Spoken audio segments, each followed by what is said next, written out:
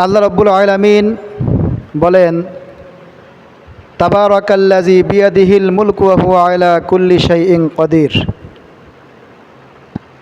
বরকতময় তিনি, যার হাতে সমস্ত রাজত্ব এবং তিনি সমস্ত কিছুর উপর ক্ষমতাবান। পৃথিবীতে যত সৃষ্টি আছে, পৃথিবীতে যাহা কিছু আছে, আল্লাহ রাব্বুল আলামিন সমস্ত সৃষ্টির উপরে ক্ষমতাবান। এই পৃথিবীর রাজত্ব সব কিছু আল্লাহর হাতে। আল্লাযী খলাকাল মাউতা ওয়াল হায়াত, আল্লাহ রাব্বুল আলামিন মৃত্যুকে সৃষ্টি করেছে, জীবনকেও সৃষ্টি করেছেন। আল্লাহ রাব্বুল আলামিন আমাদেরকে জীবন দিয়েছেন। প্রতিটা মানুষের জীবনের অনেক দাম। এই জন্য কোনো ব্যক্তি যদি আল্লাহর দেওয়া জীবনের উপরে জুলুম করে, অত্যাচার করে, তো এটা কবিরা গুনার অন্তর্ভুক্ত। আজকে আমরা সামাজিক জীবনে, পারিবারিক জীবনে বিভিন্ন সমস্যার কারণে, কলহ বিবাদের কারণে, কোনো ঘটনাকে কেন্দ্র করে লজ্জার কারণে অথবা বিভিন্ন সমস্যার কারণে একটা মানুষ নিজের কষ্টকে লাঘব করার জন্য সে আত্মহত্যার পথ বেছে নেয়। আত্মহত্যা এটা কবিরা গুনাহ, মহাপাপ। কারণ জীবন দিয়েছেন আল্লাহ।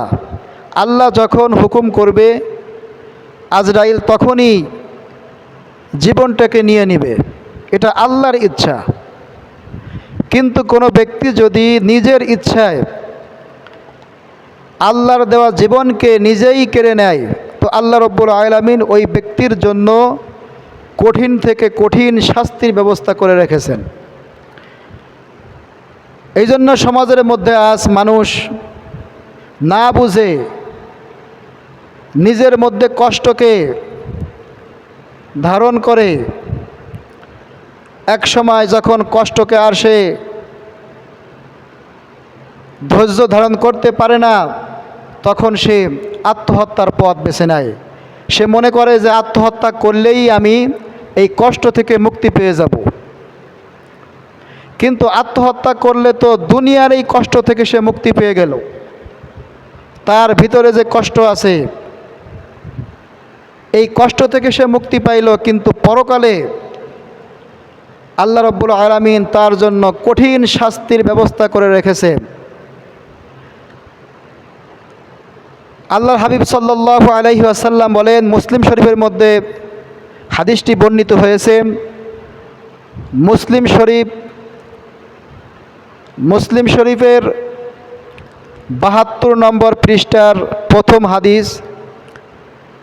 قال النبي صلى الله عليه وسلم من تردى من جبل فقتل نفسه, যেই ব্যক্তি ছাদ থেকে লাফিয়ে অথবা পাহাড় থেকে লাফিয়ে পড়ে নিজের জীবনকে শেষ করে দেয়, নিজের জীবনকে শেষ করে দেওয়ার জন্য উঁচু স্থান থেকে লাফিয়ে পড়ে, আল্লাহ রাসূল সাল্লাল্লাহু আলাইহি ওয়াসাল্লাম বলেন, এইভাবে যদি সে তার জীবনকে শেষ করে দেয়, আল্লাহ রাসূল বলেন, ফাহুয়া ফি নারি জাহান্নামা ইয়াতারাদ্দা ফিহা খালিদান মুখাল্লাদান ফিহা আবাদা। ওই ব্যক্তি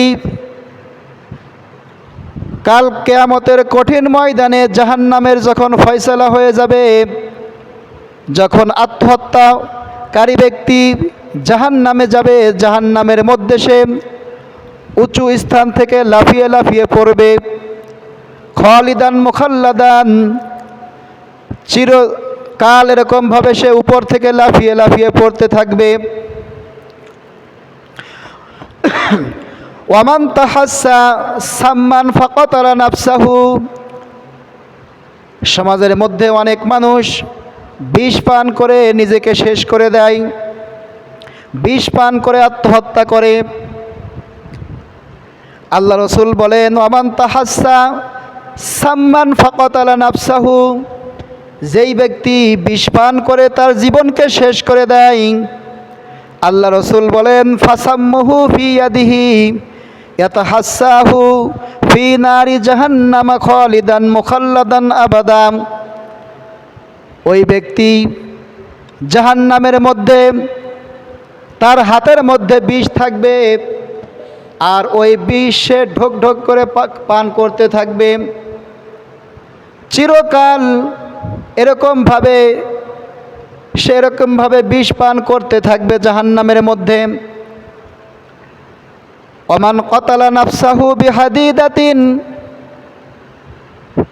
ফি ইয়াদিহি ফি বাতনিহি ফি নারি জাহান্নামা খালিদান মুখাল্লাদান আবাদা,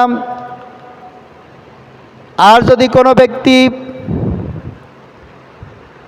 কোনো অস্ত্র দ্বারা, ছুরি দ্বারা নিজের শরীরের মধ্যে নিজে আঘাত করে নিজেকে শেষ করে দেয়, আত্মহত্যা করে, ছুরির আঘাতে নিজেকে শেষ করে দেয়, ওই ব্যক্তি জাহান্নামের মধ্যে এরকমভাবে ছুরি দিয়ে নিজেকে নিজে আঘাত করতে থাকবে, চিরকাল আঘাত করতে থাকবে। আল্লাহ রসুল বলেন এই ব্যক্তি জাহান্নামের মধ্যে কঠিন থেকে কঠিন শাস্তি ভোগ করবে। আর ওই ব্যক্তি যে অবস্থায় মৃত্যুবরণ করেছে, আত্মহত্যা করেছে, ওই অবস্থায় ওই ব্যক্তি জাহান্নামের মধ্যে নিজেকে নিজে শাস্তি দিতে থাকবে। এই জন্য আজ আমরা না বুঝে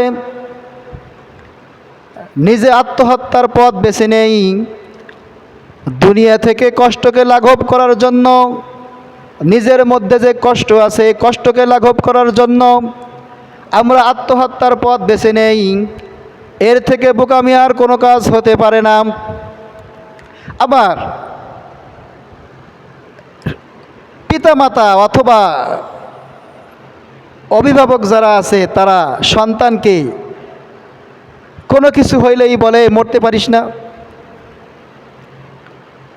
তো দেখা যাচ্ছে এরকম বারে বারে বলতে বলতে বলতে বলতে ওই সন্তান একসময় ধৈর্যহারা হয়ে নিজেকে শেষ করে দেয়। এই জন্য কখনো পিতামাতা, অভিভাবক কোনো সন্তানকে, কোনো ব্যক্তিকে এরকমভাবে বলবে না যে তুই মরতে পারিস না।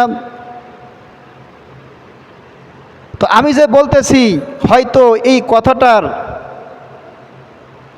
প্রতিক্রিয়া তার মধ্যে কাজ করবে, এই কথার কারণে সে নিজেকে শেষ করে দিবে।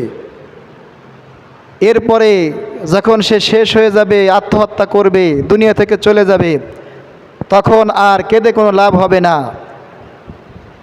নিজের আত্মীয় অথবা নিজের সন্তানকে হারাবে, আর এই সন্তান বা এই আত্মীয় যে আত্মহত্যা করলো সে তার পরকালকে শেষ করে দিল, পরকালকে সে একেবারে মাটি করে দিল।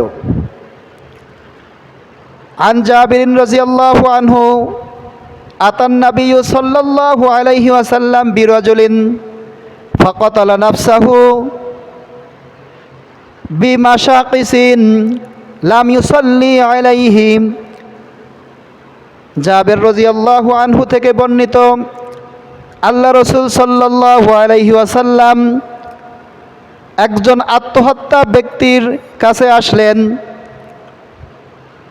যখন শুনলেন যে এই ব্যক্তি আত্মহত্যা করেছে, তীরের ফলা দিয়ে নিজেকে নিজে শেষ করে দিয়েছে, আল্লাহ রসুল সাল্লাল্লাহু আলাইহি ওয়াসাল্লাম লাম ইউসাল্লি আলাইহি, ওই ব্যক্তির জানাজার নামাজ পড়ে নাই। আল্লাহর নবী কষ্ট পেয়ে, আল্লাহর নবী রাগান্বিত হয়ে চলে গেছেন। যেই নবী আমাদের জন্য রহমত, যেই নবী দয়ার সাগর, যেই নবী উম্মতের জন্য এখনও কাঁদে, যেই নবী প্রত্যেকটা মানুষকে নিজের জীবনের থেকেও বেশি মহব্বত করতেন, যেই নবী কোনো ব্যক্তি ইন্তেকাল করলে নিজের হাতে দাফন কাফন করতেন, কবরস্থানে বসে দোয়া করতেন। সেই নবী আত্মহত্যাকারী ব্যক্তির ব্যাপারে বলেছে, এই ব্যক্তির জানাজা আমি পড়তে পারবো না। তো এই জন্য আত্মহত্যা মহাপাপ। আত্মহত্যা করলে পরকাল শেষ হয়ে যাবে। তো এই জন্য যদি কোনো ব্যক্তি আত্মহত্যা করে, ফুকাহে কেরাম বলেন যে ওই ব্যক্তির জানাজার নামাজ সমাজের গণ্যমান্য ব্যক্তি, দিনদার ব্যক্তি পড়তে যাবে না। কিছু মানুষ তাকে, যেহেতু সে মুসলমান ছিল, কিছু মানুষ তার জানাজার নামাজ পড়িয়ে কাফন দাফন করে দিবে, কিন্তু সমাজের গণ্যমান্য ব্যক্তিরা তার জানাজার নামাজে অংশগ্রহণ করবে না। আল্লাহ রাব্বুল আলামিন আমাদের সমাজ ব্যবস্থাকে সুষ্ঠু সমাজ করে দিক। আল্লাহ রাব্বুল আলামিন পরিবারের মধ্যে শান্তির ব্যবস্থা করে দিক, স্বামী স্ত্রীর মধ্যে শান্তির ফয়সালা করে দিক। আল্লাহ রাব্বুল আলামিন ভাইয়ের মধ্যে মিল মোহাব্বত সৃষ্টি করে দিক, যেন কোনো ব্যক্তি, কোনো ভাই, কোনো বোন, কোনো পিতা মাতা বা কোনো আত্মীয় সে যেন আত্মহত্যার পথ বেছে না নেয়। আমরা সমাজের মানুষকে এরকমভাবে আত্মহত্যার শাস্তি সম্পর্কে মানুষকে আমরা বলবো, যেন কোনো সমাজের কোনো ব্যক্তি আত্মহত্যা না করে। আল্লাহ আমল করার তৌফিক দান করুক।